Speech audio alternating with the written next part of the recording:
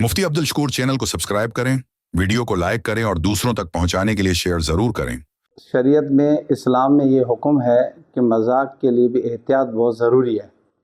कि अगर कोई दोस्त आपस में बैठे हुए हैं जिसमें लड़का भी है लड़की भी है,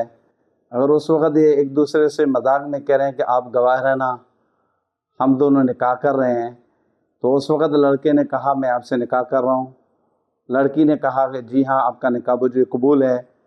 तो लड़के ने कहा हक महर मैं आपको 1,00,000 रुपया दे रहा हूँ, लड़की ने बोला ठीक है।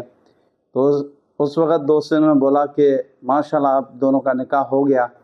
कबूल है एक दूसरे को आप, तो उन्होंने बोला जी जी हाँ हम कबूल हैं, हमारा निकाह हो रहा है। तो इस तरह अगर इन्होंने आपस में अगर मजाक भी किया तो इन दोनों का निकाह हो गया। इस्लाम में इस तरह के मजाक की इजाज़त नहीं है कि इस्लामी चीज़ों को आप मजाक बना लें।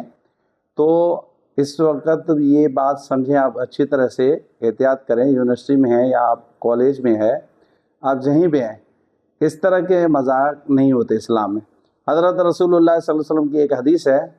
सलातुन जिद्दुहुन्ना जिद्दुन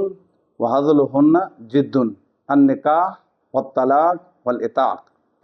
अगर किसी ने हकीकत में एक दूसरे को बोला निकाह कर दिया, कबूल है कबूल है कबूल है, गवाहों के सामने हक महर पे मुकर्रर किया तो निकाह हो गया।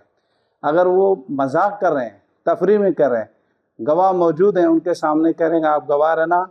हम मजाक में एक दूसरे के साथ निकाह कर रहे हैं, तो उन्होंने बोला कबूल है मुझे आपका निकाह, उन्होंने बोला कबूल है, उन्होंने बोला कबूल है,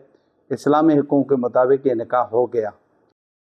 मुफ्ती अब्दुल शकूर चैनल को सब्सक्राइब करें, वीडियो को लाइक करें और दूसरों तक पहुंचाने के लिए शेयर ज़रूर करें।